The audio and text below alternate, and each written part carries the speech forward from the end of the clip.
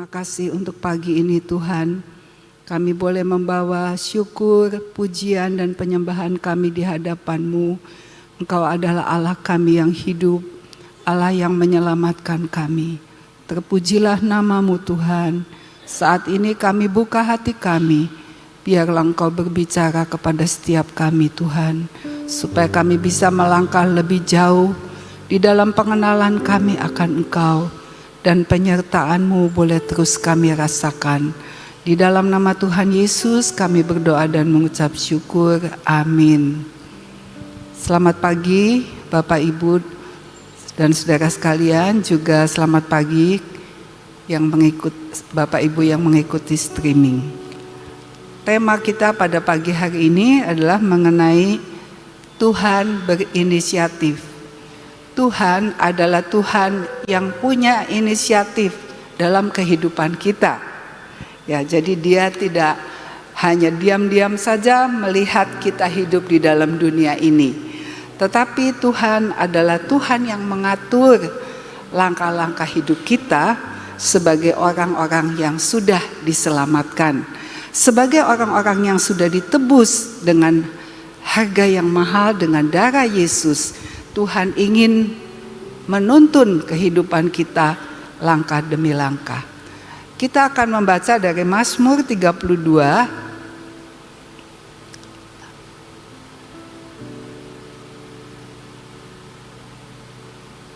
Mazmur 32 ayat 8 dan 9. Kita baca sama-sama 2, 3. Aku hendak mengajar dan menunjukkan kepadamu jalan yang harus kau tempuh. Aku hendak memberi nasihat, mataku tertuju kepadamu. Janganlah seperti kuda atau bagal yang tidak berakal, yang kegarangannya harus dikendalikan dengan tali les dan kekang. Kalau tidak, ia tidak akan mendekati engkau. Ya, kalau kita perhatikan ayat ini, Tuhan itu benar-benar sangat mempedulikan kehidupan kita. Dan kalau kita menyadari bahwa Tuhan itu mempedulikan kita, maka kita harus meresponi akan kerinduan hati Tuhan dengan kita menyerahkan masa depan kita, keputusan-keputusan yang kita ambil itu di dalam tangan Tuhan. Karena sebenarnya di dalam semua yang terjadi dalam hidup kita, Tuhan punya rencana yang baik. Nah, di sini kita belajar Tuhan berinisiatif mau mengajar kita. Jadi hidup ini adalah sebuah pelajaran. Di dalam kita menjalani hidup ini bukan hanya kita menghabiskan waktu sampai kita dibawa pulang, tetapi ada pelajaran-pelajaran kehidupan yang Tuhan mau berikan, dan ada pelajaran-pelajaran yang bersifat kekal. Dan kalau kita bisa menangkap pelajaran-pelajaran yang Tuhan berikan selama kita menjalani hidup kita di dunia ini, maka pelajaran yang kita terima sepanjang hidup kita itu akan kita bawa pulang. Karena pelajaran yang Tuhan berikan bersifat kekal, bukan seperti pelajaran yang ada di dunia ini. Kalau misalnya kita bisa belajar misalnya tentang mesin, kita bisa belajar tentang membuat pakaian misalnya gitu, semuanya akan berhenti. Tetapi pelajaran-pelajaran kehidupan itu akan terus kita bawa pulang sampai pada kekekalan. Karena itu jadikan Tuhan sebagai guru dalam hidup kita. Kalau Dia memberikan pengalaman, Dia memberikan kejadian-kejadian dalam hidup kita, di dalam pengalaman itu selalu ada pelajarannya, ada didikan Tuhan dalam hidup kita. Apakah kita menangkap didikan Tuhan itu, ataukah setiap pengalaman lalu begitu saja kita tidak mengambil faedah apapun, dan kita hanya berpikir, aduh kenapa ya saya ini mengalami kejadian seperti itu, lalu kita menyesal, lalu kita kecewa, kenapa saya kok harus ngalamin begitu ya, nasib saya sepertinya kurang baik. Padahal ketika kita sudah ditebus oleh darah Yesus, maka Tuhan itu selalu turut bekerja dalam segala sesuatu untuk mendatangkan kebaikan. Karena itu kita juga ayo mengambil pelajaran dari setiap kejadian, baik pelajaran kejadian itu kejadian yang manis, yang menyenangkan, maupun kegagalan, kesedihan, kepahitan, semua yang tidak enak sekalipun, percayalah di dalamnya ada pelajaran-pelajaran yang akan membawa kita kepada hidup yang kekal. Dan dikatakan jadi pelajaran yang pertama adalah Tuhan itu mau mengajar kita. Next slide. Ya, jadi yang pertama adalah Tuhan mau mengajar kita ya. Yang kedua, aku hendak menunjukkan jalan yang harus kau tempuh. Tuhan itu tidak akan membiarkan kita tersesat kalau kita selalu bertanya-tanya kepada Tuhan. Cuma masalahnya kita seringkali merasa saya sudah tahu kok, saya maunya jalan ini gitu. Kita tidak tahu bahwa jalan yang kita pilih itu ternyata ujungnya seperti apa, kita tidak tahu. Tetapi Tuhan itu punya inisiatif sebenarnya dalam hidup kita. Dia mau menunjukkan jalan yang harus kita tempuh. Apa yang harus kita pilih dalam hidup ini. Ya, di dalam hidup ini kan banyak pilihan. Kadang-kadang pilihannya 2, kadang-kadang pilihannya 3, kadang-kadang pilihannya 5. Ya. Jadi kita suka bingung banyak pilihan. Tapi percayalah, Tuhan itu sudah menebus kita menjadi miliknya, dan Dia hendak menunjukkan jalan yang harus kita tempuh di dalam kehidupan ini. Ya, terutama anak-anak muda nih ya. Anak-anak muda itu masih banyak sekali keputusan-keputusan yang harus diambil, keputusan-keputusan yang penting yang akan menentukan masa depan. Karena itu anak-anak muda jangan lupa untuk selalu bertanya kepada Tuhan. Tapi bukan anak muda saja, kita juga yang sudah lansia tetap harus bertanya kepada Tuhan. Dan Tuhan janji, kalau kita tanya pasti dikasih tahu. Ya, itu janji Tuhan. Jadi kalau kita misalnya belum tahu, ya memang belum waktunya dikasih tahu. Ya udah sabar aja. Percayalah Tuhan itu akan menunjukkan. Dan Tuhan mempunyai berbagai cara untuk kasih tahu sama kita jalan yang harus kita tempuh. Yang ketiga, Tuhan berinisiatif hendak memberikan nasihat. Jadi Dia adalah seorang konselor di dalam hidup kita. Dia akan memberi nasihat-nasihat bagaimana sih kita harus bersikap. Kalau menghadapi persoalan seperti ini, bagaimana sikap kita? Kalau menghadapi begini, harus bagaimana gitu. Tuhan berjanji loh, Dia akan kasih tahu, memberikan nasihatnya kepada kita. Jadi kita selalu kembali kepada Tuhan dalam segala kegalauan hidup kita, dalam segala kebingungan, ketidakmengertian. Percayalah, nasihat Tuhan selalu tersedia untuk kita semua. Dan yang keempat, firman Tuhan tadi berkata, mataku tertuju kepadamu. Kalau mata Tuhan tertuju kepada kita, artinya kita ini disayang sama Tuhan.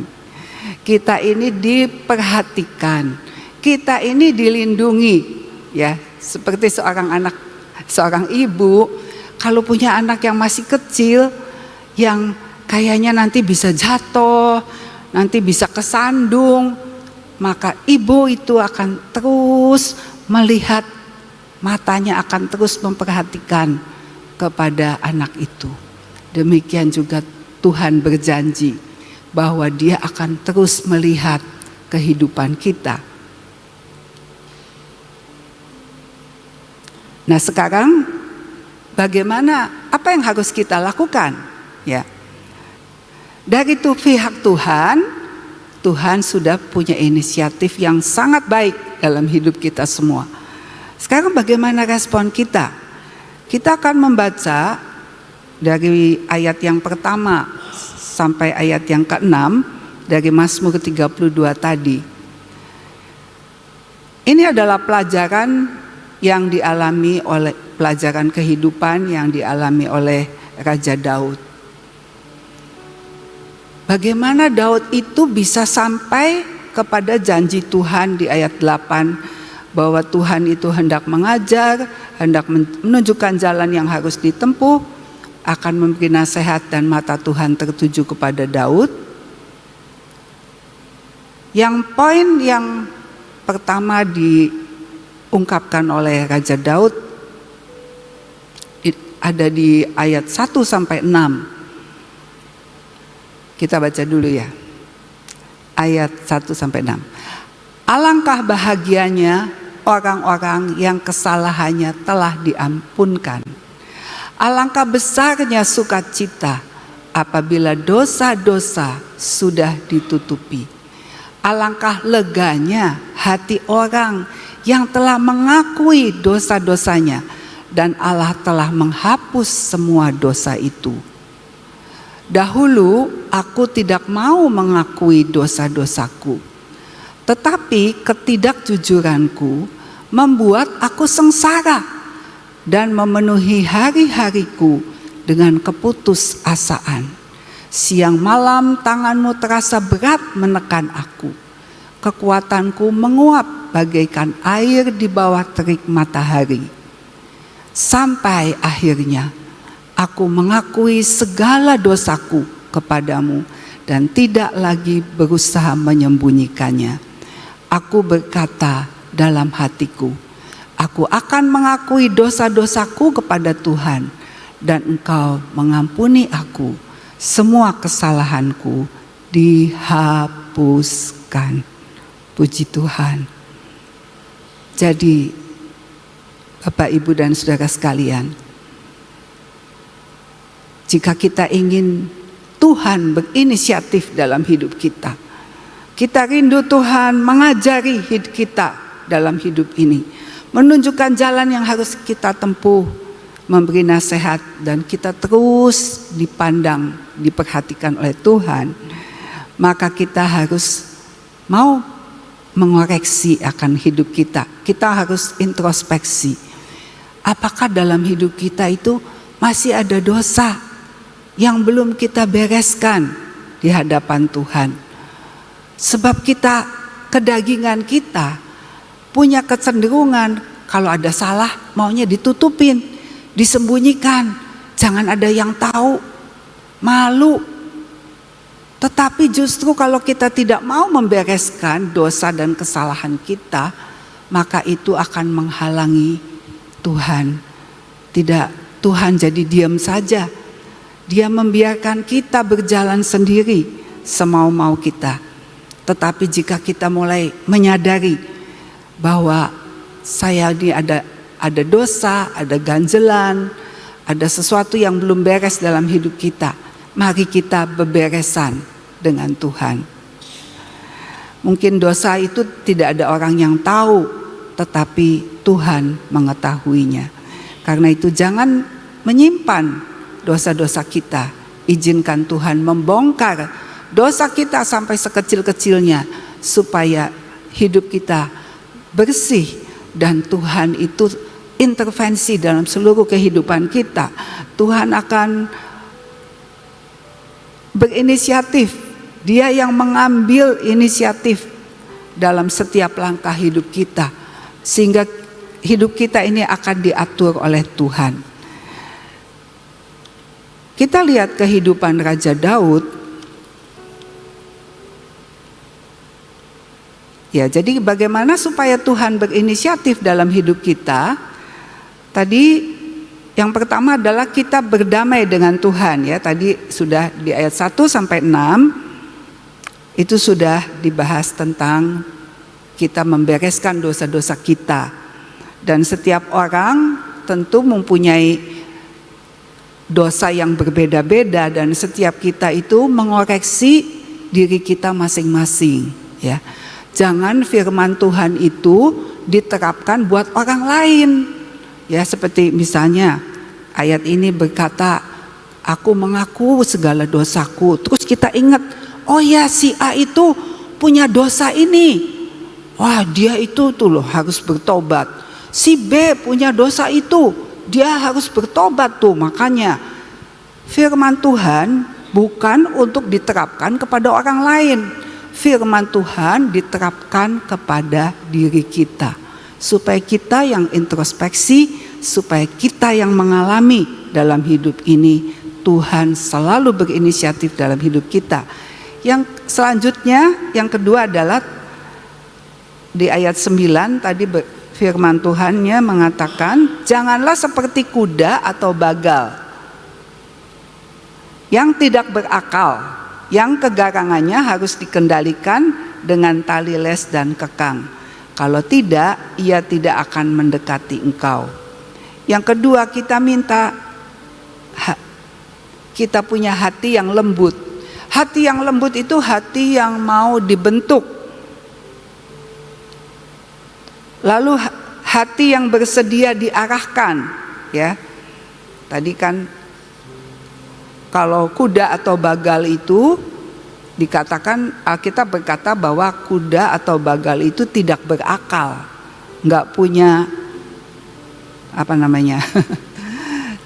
cara berpikir yang logis, ya. Jadi dia hanya bergerak itu semau-maunya, ya. Kuda itu dikatakan sebagai seekor hewan yang sangat responsif, jadi cepat bergerak. Kalau ada suara, ada apa yang kaget, dia cepat lari, dia cepat loncat, dia cepat hihi gitu, ya. Kuda itu seperti itu katanya. Kalau bagal adalah campuran dari kuda dan keledai. Lahirlah bagal. Bagal katanya seekor binatang yang kuat. Dia sanggup mengangkat beban-beban yang berat, jalan melewati udara yang panas, padang gurun, segala. Bagal itu kuat. Cuma dia tidak bisa kalau disuruh cepat-cepat, ya. Jadi katanya kalau kuda itu seperti anak remaja, anak SMP itu, ya. Kalau disuruh cepat dah, disuruh apa saja nggak tahu nanti kerjanya salah atau apa, belakangan, pokoknya cepat gitu kalau disuruh. Kalau bagal itu katanya seperti laki-laki yang sudah usia 40 tahun, badannya masih kuat tapi sudah nggak bisa cepat, tapi dia hati-hati katanya gitu. Nah, kita dipanggil sebagai orang percaya itu jangan seperti kuda yang sedikit-sedikit bingung, ada persoalan sedikit terus wah cari jalan, lari-lari ke sana sini, tapi nggak ada arah tujuan yang jelas gitu, ya. Jangan seperti itu kata firman Tuhan. Atau seperti bagal yang kalau Tuhan mau cepat, kitanya mesti jalannya jadi pelan gitu, ya. Tapi Tuhan ingin kita ada dalam pimpinannya pada saat yang tepat dengan cara yang tepat. Nah, itu kan namanya belajar, ya. Untuk bisa ada di dalam ketepatan itu mesti belajar, enggak kita langsung bisa, ya. Tapi Tuhan itu kalau kita renung-renungkan, ya, Tuhan itu sabarnya luar biasa, ya. Ngedidik kita terus dari kita lahir baru sampai sekarang ini. Tuhan itu dengan penuh kesabaran terus mendidik kita. Jadi kita juga jangan bosan, ya.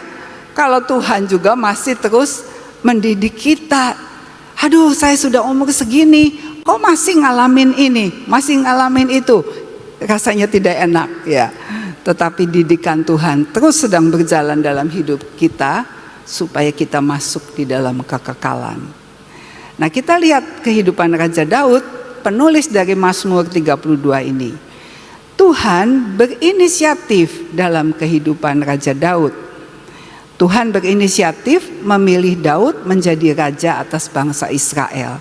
Ketika Raja Saul sudah tidak lagi menyenangkan hati Tuhan, Maka Samuel disuruh oleh Tuhan datang ke keluarga Isai untuk mencari di sana salah satu daripada anak Isai untuk menjadi raja yang menggantikan Raja Saul.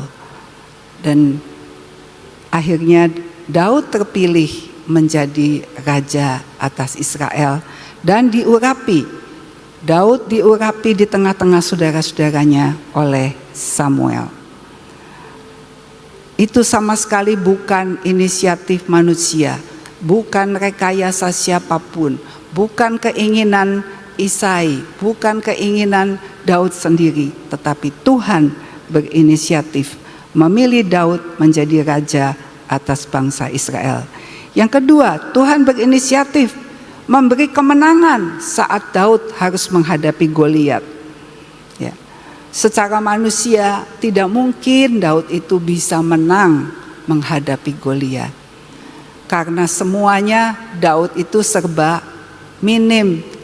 Bajunya minim, alat perangnya minim, ukuran badannya minim, pengalamannya minim. Goliat itu jauh lebih punya pengalaman, badannya lebih besar, senjatanya lebih canggih. Tetapi ternyata bagi Tuhan, ketika Tuhan berinisiatif, kalau Tuhan sudah punya inisiatif, Daud harus menang. Maka entah bagaimana Tuhan itu bisa buat jalan, sehingga hanya dengan batu kecil, batu yang diambil dari sungai, itu bisa membunuh Goliat.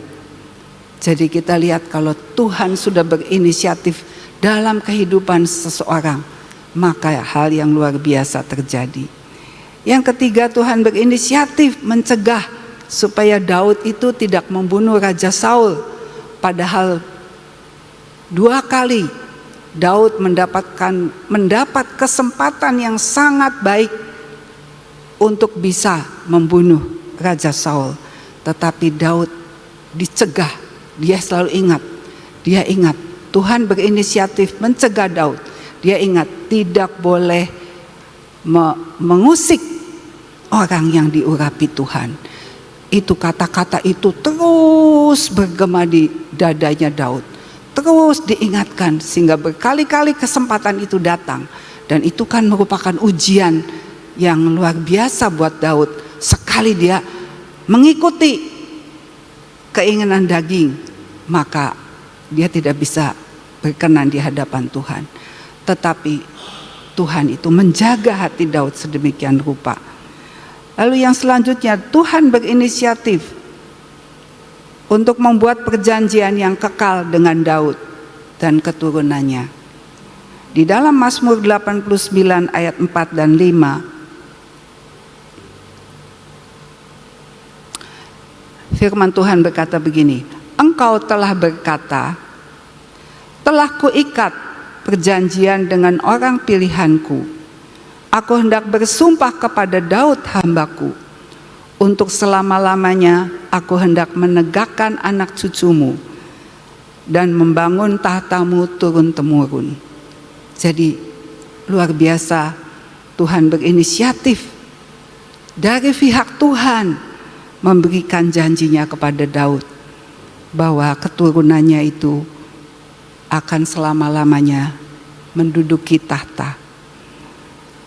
Sampai akhirnya kita bisa melihat sekarang, kita mengerti sekarang bahwa ternyata keturunan Raja Daud adalah Tuhan Yesus Kristus yang menjadi raja di atas segala raja, yang menduduki tahta yang kekal.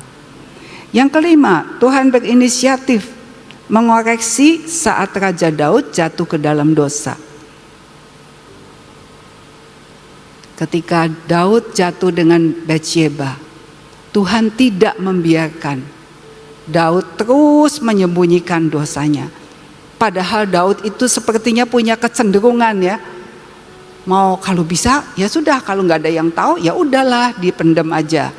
Tetapi ternyata Tuhan berinisiatif. Tuhan datang melalui Nabi Nathan dan mengoreksi kehidupan Raja Daud. Sehingga begitu dikoreksi, Daud langsung bertobat, langsung merendahkan diri, langsung berdoa dan meminta ampun kepada Tuhan, sehingga akhirnya Daud diangkat kembali dan melahirkan Raja Salomo sebagai raja yang paling mulia di antara semua raja-raja yang ada di dunia ini. Jadi Bapak Ibu sekalian, betapa kerinduan hati Tuhan untuk berinisiatif atas hidup kita. Apakah kita mengizinkan Tuhan mengatur hidup kita, ataukah kita punya pikiran, ya kalau lagi susah, saya nggak ada jalan keluar, ya silahkan Tuhan berinisiatif kepada saya. Tapi kalau saya sudah tahu, saya sudah punya keinginan, ya saya yang inisiatif saya yang harus terjadi. Apakah kita begitu? Keputusan ada di tangan kita. Tapi Tuhan rindu, Tuhan berinisiatif atas hidup kita, sehingga dalam setiap langkah Dia yang mengatur yang terbaik. Amin. Saudara, setiap orang juga merindukan Tuhan berinisiatiflah dalam hidup kita. Karena apa? Karena kita tahu ujungnya sangat baik. Tapi satu perkara ya saudara, bagaimana supaya kita itu Tuhan terus menerus berinisiatif. Tadi sudah disampaikan harus punya respon. Nah, responnya apa sih sebenarnya? Responnya adalah nurut, ya, nggak ada cara lain.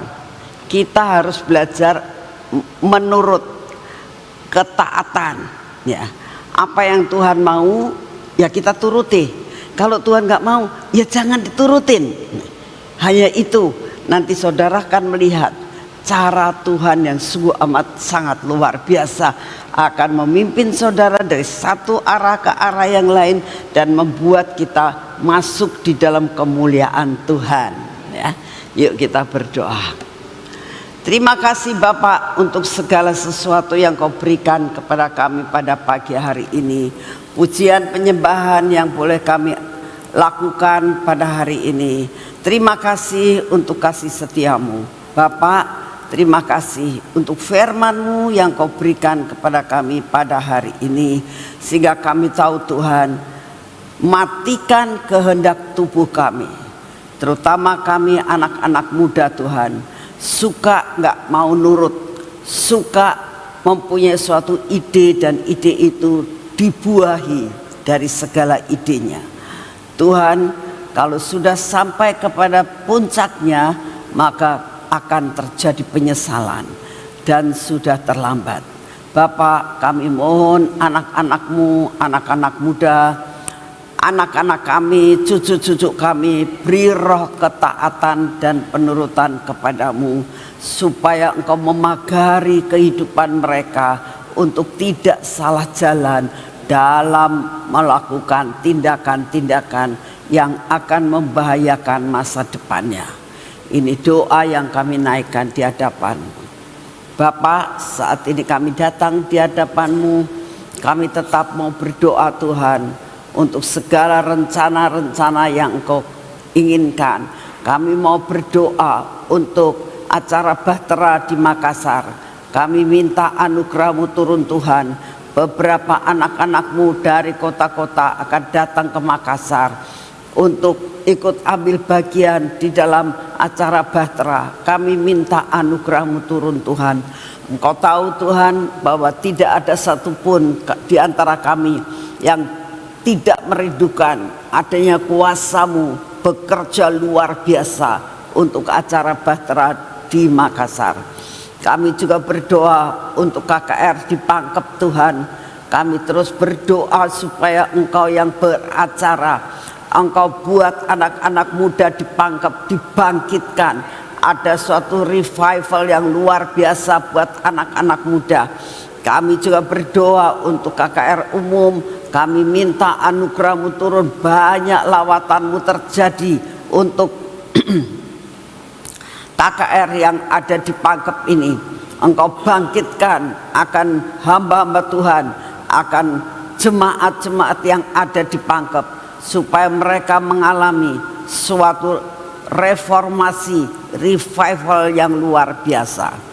Kami mau menyerahkan persiapan-persiapan yang saat ini dilakukan. Kami berdoa untuk semua perjalanan yang akan ditempuh untuk menuju ke Makassar dan Pangkep. Tuhan, kami mau menyerahkan semuanya ini. Terima kasih Tuhan, karena Engkaulah yang melakukan segala sesuatu. Engkau punya inisiatif untuk pelayanan ini. Terima kasih untuk semua. Kami juga berdoa Tuhan untuk rombongan yang akan melakukan pencegahan maupun pengunduran dari semua masalah yang ada di depan mata kami ini. Panas yang luar biasa, resesi yang luar biasa. Tuhan, kami doakan untuk rombongan yang akan berdoa dan melakukan tindakan profetik di Jepang. Kami minta anugerah-Mu turun. Engkau memberkati akan rombongan ini. Engkau berikan kepada rombongan ini Tuhan jaminan yang daripada-Mu. Pulang pergi tidak kurang suatu pun apa, selamat atas anugerah-Mu. Semua perlengkapan yang dibawa dapat dibawa dan dapat melakukan tugasnya seperti yang Engkau mau. Terima kasih Bapak, kami percaya Engkau mendengar doa kami. Pada saat ini juga kami datang di hadapan-Mu ya Tuhan. Kami sungguh mau menyerahkan akan keadaan bangsa dan negara kami ini. Engkau tahu Tuhan, tidak ada satupun yang dapat kami sembunyikan di hadapan-Mu. Semua terbuka Tuhan akan apa yang terjadi. Kalau hamba-Mu mendengar hari ini Tuhan, akan direncanakan adanya demo besar-besaran dengan 3 lapis yang sudah direncanakan di Bandung Tuhan. Saat ini kami datang di hadapan-Mu. Engkau yang beracara dan pegang kendali Tuhan. Engkau beri damai sejahtera-Mu buat Indonesia. Kami minta Engkau kalau boleh menggagalkan semua rencana ini. Kami berdoa berikan kepada mereka roh pertobatan dan kesadaran. Jangan sampai mereka ini seperti bagal dan seperti kuda. Kami berdoa saat ini ya Tuhan, supaya Engkau beri damai sejahtera-Mu. Engkau berikan roh kesadaran bahwa apa yang mereka lakukan hanya untuk menghancurkan bangsanya sendiri. Tuhan, kami hanya minta anugerah-Mu turun. Tolong Tuhan, untuk mereka Kau berikan roh kesadaran. Terima kasih untuk semuanya. Kami juga berdoa untuk pemerintahan Tuhan, untuk Bapak Presiden dan Wakil Presiden kami. Buat mereka mendapatkan hikmat untuk dapat mengatasi semua kemelut yang ada saat ini. Demo-demo yang ada, roh ketidakpuasan yang ada.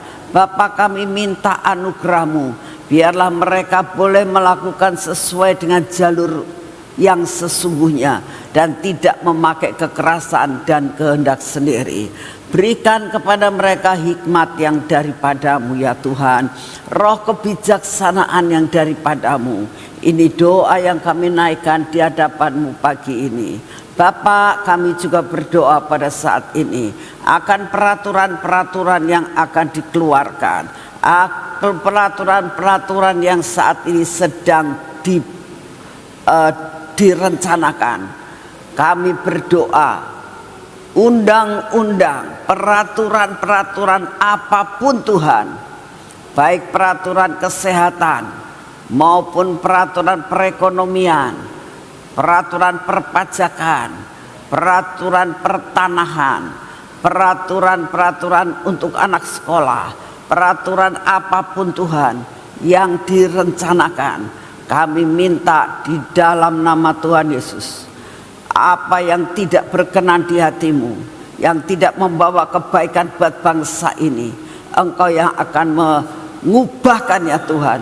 Engkau sanggup untuk membatalkan, Engkau sanggup untuk depending terlebih dahulu, untuk jangan sampai mengakibatkan gejolak lebih dalam.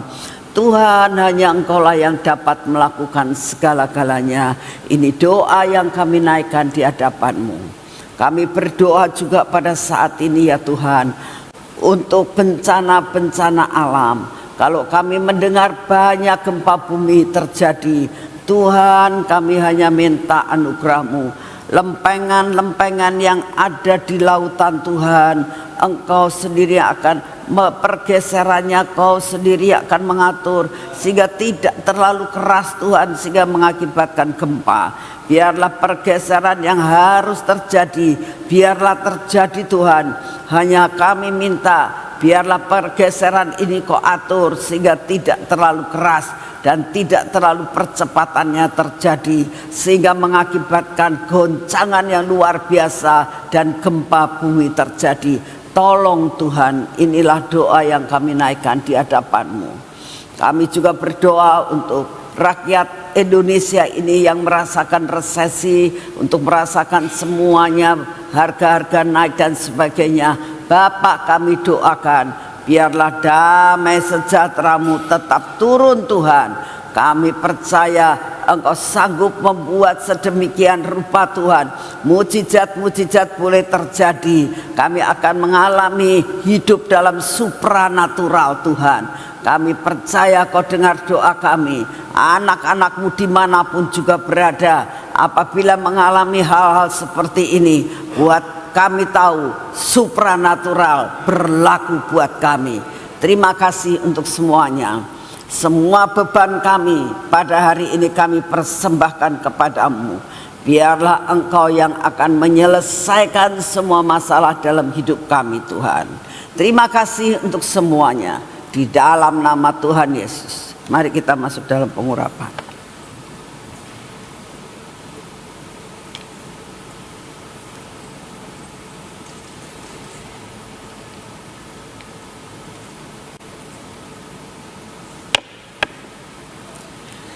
Dalam nama Tuhan Yesus, kami butuh pengurapan yang daripada-Mu. Karena kami tahu Tuhan, perlindungan-Mu tidak akan pernah undur daripada kami. Kemanapun kami pergi, perjalanan kami pasti berhasil. Di dalam nama Tuhan Yesus, minyak supranatural ini Engkau yang akan membuat, meliputi dan mengcover seluruh hidup kami hari ini.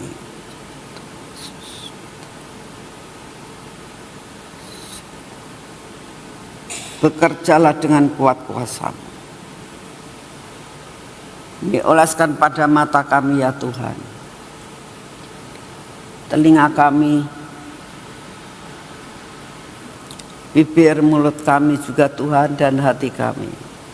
Bekerjalah Engkau dengan kuat kuasa-Mu.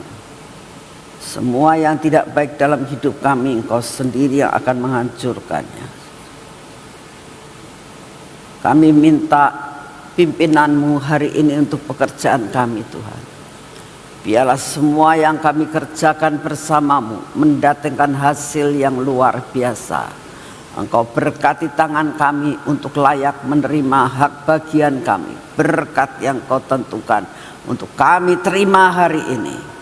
Dan perjalanan kami hari ini dengan kaki kami, Engkau memberkati ya Tuhan, sehingga kaki kami tidak tersandung.